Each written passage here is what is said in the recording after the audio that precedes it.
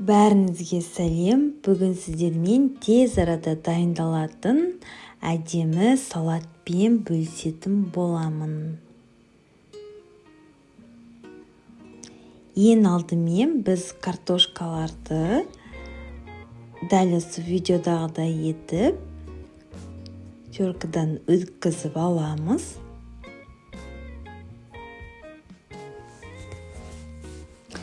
Міне көріп тұрғандарыңыздай дәл осындай қылып дайындап алдым. Енді бұны жақсылап отырып, жуып, крахмалын кетіріп, кептіріп аламыз.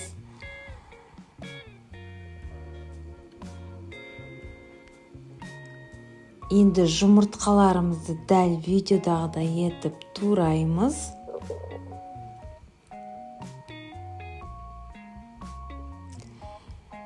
Міне барлығын турап алдым.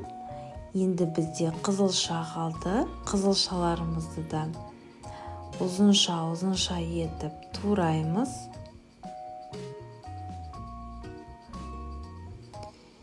Міне дәл осылай етіп турап алдым. Енді жәнегі кепкен картошкаларымызды қызып тұрған майға осылайынан қуырып дайындап аламыз. Дәл осылай қызарып, жақсы түс беру керек. Не барлығын қуырып алдым.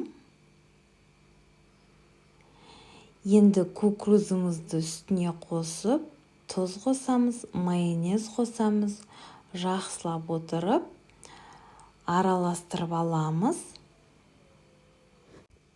Енді салаттың үстіне жәнегі қуырылған картопымызды қоямыз. Сәндеп, әдемілеп, салатымызға өн беріп тұру үшін кукурузды үстіне осылайынан қосамыз. Міне біздің салатымыз өте әдемі болып шықты. Дәмі де сөз жоқ, дәмі де өте дәмді болады. Дәмін көру үшін сіз де осындай салат жасап көруіңіз керек. Дәл осы рецептпен сіз де жасап көріңіз. Міндетті түрде рецептін қалдырамын. Сәттілік сіздерге.